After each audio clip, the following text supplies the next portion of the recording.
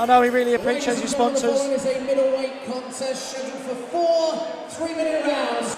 Introducing first from boxing alley red corner, wearing black shorts, weighing in at 11 stone 6 pounds. He comes to the ring for his 71st professional fight from Bolton, Lancashire. Kiss Chaos Jenkinson! And his opponent, boxing alley blue corner, wearing red and white, weighing in at 11 stone 3 pounds. He has a fight record of 1 win from 1 professional fight. Ladies and gentlemen, from Maidstone, Kent, Lenny!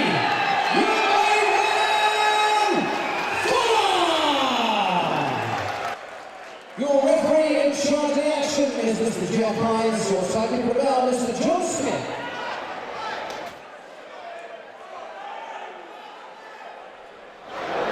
Okay, gentlemen, 4 rounds are left. Lenny Fuller is 24, he boxes out of the West Street Amateur Boxing Club, and he was telling me recently how he'd been sparring with Luke, got some good sparring in, that'll put him in good stead for fights like this, because he ain't going to get fights like Luke Campbell anytime soon, so he'll be in a good position from now. Well, that's great work, getting down to the McGuigan gym to work with Luke Campbell and Shane McGuigan. Luke Campbell, I saw him weigh in earlier on, had a quick chat with him yesterday, and he looks in good nick ahead of his WBC final eliminator against Ivan Mendy tomorrow night. Mendy handed him his first professional defeat back in December 2015, so he's looking to avenge that and get another world title shot. He's won an Olympic gold medal, and that is some company to be mixing in for Lenny Fuller, looking for a right hand there to the body. I've seen Jenkinson fight a lot though, and he always comes in the kind of shape we see him in here. He wins fewer than he loses, but he comes in great nick always. Boxed for the Central Area Super Welterweight title last October, and was stopped in 5 by Evaldas Korsakis. But he knows what he's doing, definitely, and he's dedicated. You can see that from the condition he's in. For the first time tonight, I'm going to shout out people's sponsors, because you know how much I appreciate people's sponsors, and anyone listening to this, if you get time between the breaks, check out their sponsors. Lenny Fuller, sponsored by AC Installations, Clarity Clearance, Mark Davis Accountancy and Citywide Electricals. I know I spoke to Lenny about this, and he really does appreciate the help he gets, as any boxer does. So if anyone out there considering helping boxers, find your most local boxer to yourself, help them out. Tickets, bit of finance, anything. Let's go, Len! Fuller just turning southpaw there. That's a fairly decent haul of sponsors he's got on his side. As you say, it does help massively, even if maybe you can't go full-time, but maybe they can help you go full-time in camp. Go back to the job outside of it. It just takes the pressure off and I think allows for recovery more than anything else. Yeah, of course. The smallest of things can sometimes, some guys can appreciate just a bit of new kit, sometimes some meal prep, some, supplements, anything these guys may need, the little input you put can help. That some of these guys are doing part-time jobs, and that can cut a few hours out of their day where they can be resting and recovering. Just looking for the uppercut there, Fuller. Didn't quite land it. Jenkinson tucking up. Good right hand there from Jenkinson, but nice stuff this here from Fuller. I think Fuller comes from a bit of an unlicensed boxing background as well. Didn't do too much in the amateurs, I believe. But he's looking well here tonight. I'd like to see him with a little bit more head movement there. He's got a little bit of a smile on his face. I think he's enjoying himself. Looking a bit slick there, smiling to himself with his work. Looking to finish with a left upstairs there, then falling short with the right and left. I'd like to see him get out of that habit again. Grant Dennis, another Kent boy earlier, did the similar sort of thing, did a bit of work, put his hands down and a smile. There are boys in that division, and there are only 7 or 8 fights in front of them that will wait for opportunities like that. This at middleweight tonight, he's going to be at super welterweight as he goes forward. Switching back to southpaw there, he's done that a few times. Also a fantastic division, super welterweight. As we know, like we say, we've got Billy Bird, Matt McCarthy, all boys like that. There's a lot of other boys as well coming up through the ranks at the minute that are looking to get in the mix with these boys. Oh, there is. I mean, well, I think I was going to say Sam McNess there, but I think he's coming down to welterweight by the look of him. You see the way his weights are going. There's a boy, Dino Richards. I think he's something like 9-0 with something silly like 8 stoppages. Slick southpaw. He'll be in the mix. There's other local boys. Davis is only over the water from people like Lenny. They might like fights like that at that weight. And if they fight each other, they can always be eliminators for boys like Matt and Billy Bird, who should really still be keeping their eyes on these boys. That's it. Aaron Morgan's another one. I keep wondering what's happened to Joe Pigford. He seems to have disappeared completely. We've got Ted Cheeseman against Asinia Byfield for the vacant British title on October the 27th. That's an exciting fight. That's a great fight, isn't it? That's Great an exciting fight. Asinia Byfield choosing not to turn up to a recent press conference. I was there. I was sitting next to Mickey Elliott, his manager, and we were wondering where he was, and the start was delayed, and Mickey was just shrugging his shoulders. Eddie Hearn was looking at him. Everybody was looking at him, and Mickey was just said, I don't know where he is. You know? Mickey's saying, I have no control over what Byfield does. He will do what Byfield wants to do. He's a handful of Asinia Byfield, no doubt about that. That should be an interesting fight.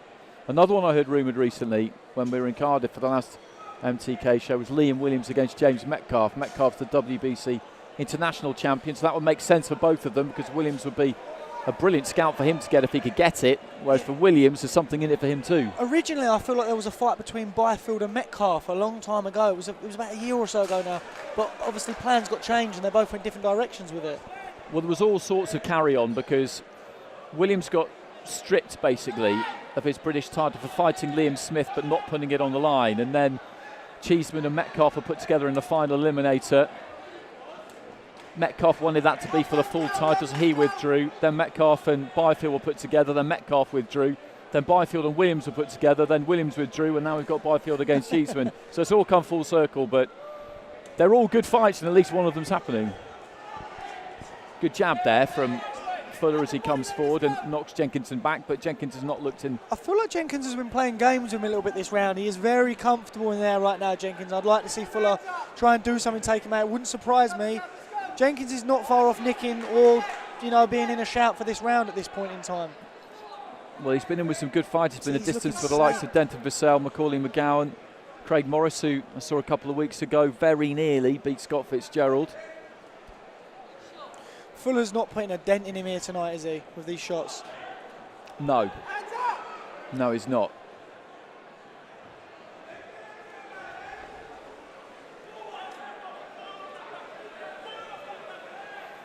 He did put a lot into the first round, Fuller, too.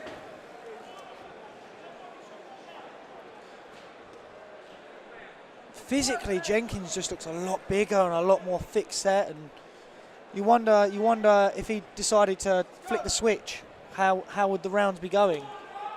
Well, he may decide to do that in the second half of the fight. We'll have to wait and see.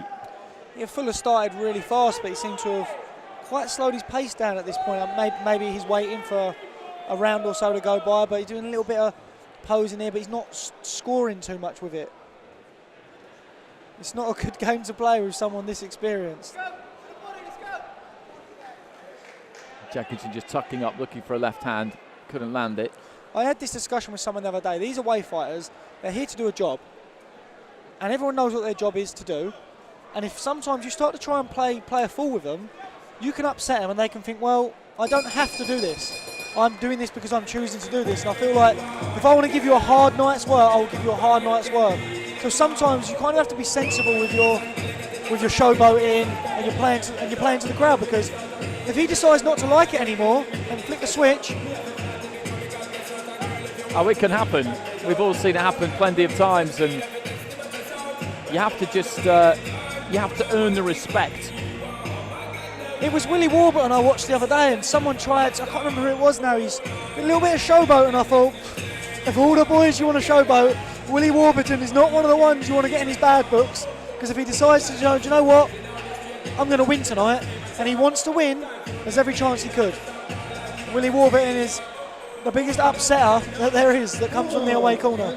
He's probably the away corner fighter who wins the most, and as you say, it's not quite as simple as he wins when he wants, but often he'll decide that he's going to give it a crack that night. Maybe he'll go in with that frame of mind, or maybe after a couple of rounds he'll think, okay, you're not up to much. I've seen him before go in there and not try much from the start, and then I've seen him other times where right from round one he's firing all cylinders.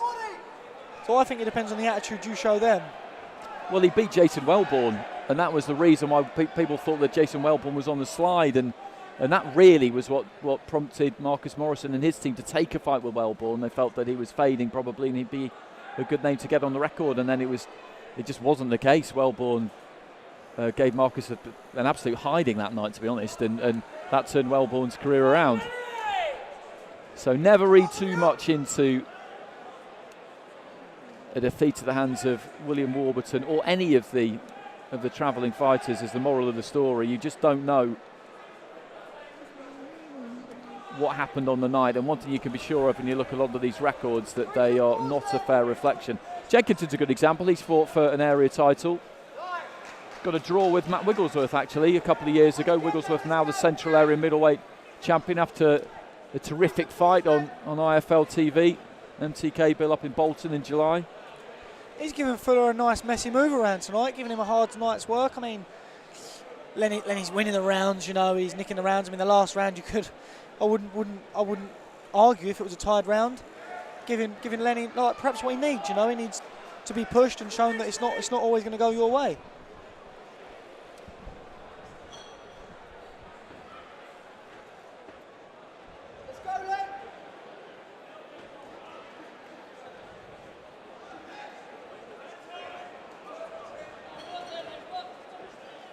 Left hand there from Jenkinson.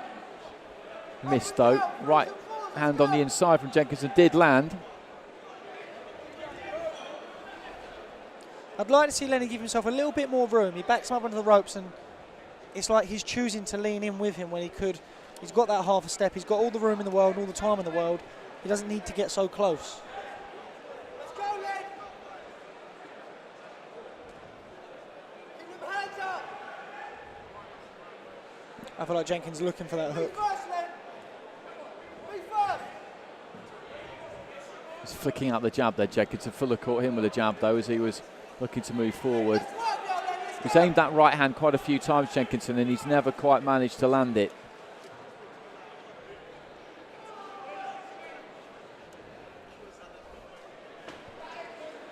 Nice, Len, let's go, move the head, hands up! Come off to the side!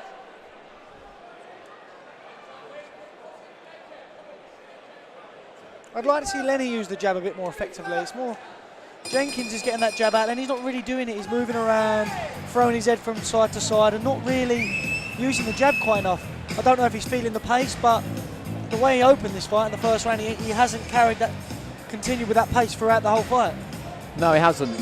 After round number one, he's in control of this still, Fuller, but he's not caused Jenkinson any real problems. He was stopped in 5 by Ted Cheeseman, Fuller. But generally it's been good fighters who've managed to stop him inside the distance.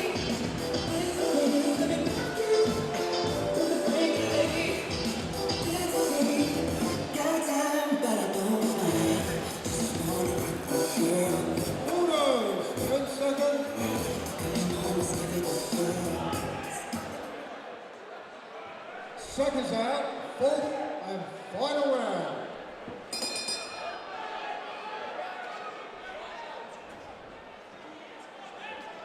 So into the final round, Lenny Fuller in the red and Chris Jenkinson in the black. That was a nicer start from Lenny. Come out throwing a solid jab, and that's what I would have liked to have seen from him 2 rounds ago. Doesn't need to do this work right up close. Do it when it's there, but if he could ping the jab in moments like this, I feel like it would give himself easier night's work. Looking to move in and throw the left to the body and then move it up to the head there. Good left hand there from Fuller as Jenkinson was moving in. Fuller just trying to turn Jenkinson. Jenkinson does exactly the same thing. Having a little bit of a wrestling match in there. Both got a smile on their face from that.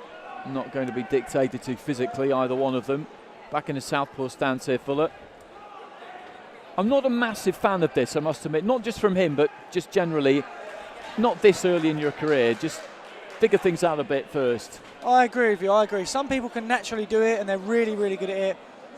When you're still in your learning process, it's unnecessary. That low blow there clearly affected him and it was very low. It was really low. And he's going to be given some time here, Chris Jenkinson, just down on his haunches. By the letter of the law, you can take as much as 5 minutes here. Nobody ever does, but you can. And Jeff Hines just making sure that he gets enough time so that he's not at any kind of an unfair disadvantage. Apologies there from Fuller. That's nice, nice long jab. This is what I'd have liked to have seen him 2 rounds ago. Fuller will do himself in good stead if he can start using that jab to set things up a bit more. He has nice variety. He goes to the body, to the head, the uppercuts, the hooks. It's great. A few more jabs and I think it will bring him on a bit more. Let's go, Lenny, again, let's go. 3 to 4. Keep them hands up. Good left to the body there from Fuller, right up above us.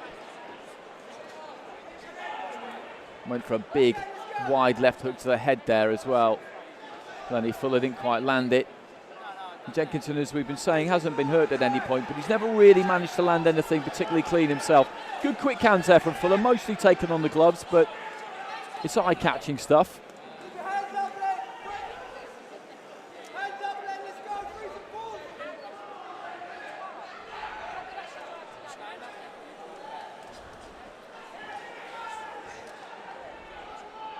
Last minute, Len, let's go.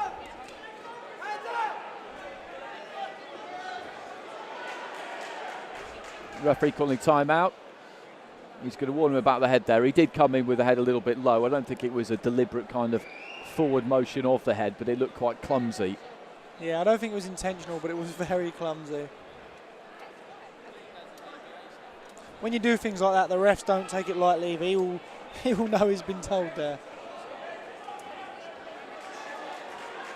Good movement there from Fuller as Jenkinson looked to try and move forward with a right hand. He just stepped away to the side. That was a good backhand, a good southpaw backhand from that left-handed stance.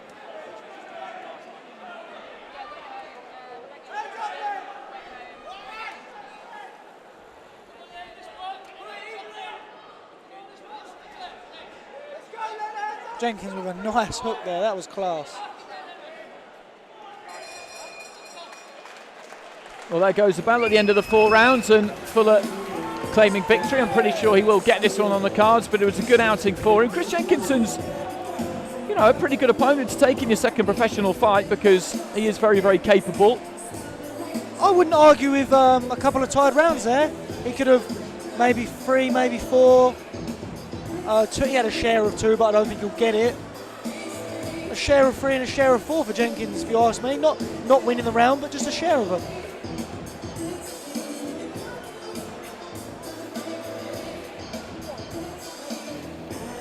Fuller telling us in boxing news that his favourite song is Girls Just Want to Have Fun by Cyndi Lauper, which... I'm sure he's so happy that you just told the whole world. Well, he's only got himself to blame because it's in the back of the magazine. I always enjoy the 60 seconds, it's quite interesting. Brad Pitt, he says, would play him in a film of his life due to his performance as Mickey in Snatch. It's generally Tom Hardy. Show your appreciation for both these young men inside the ring. After 4 rounds of professional boxing, the contest has been scored 39-38 in favour of your winner, and now making it 2 wins from 2 professional fights, Lenny the main man Fuller. There you go, to share of 2 of the rounds. I don't think that's an unfair scorecard. No, I don't. 1 point win there for Fuller. You remain in the second fight. Very close contest though. Yeah. Good learning fight. Yeah, good learning curve. I think for my second bout, that was a tough opponent. He's been around the block. He's fought some good boys, and he's got a lot of experience. Yeah, 71 fights to be precise. So good to get those rounds under your belt.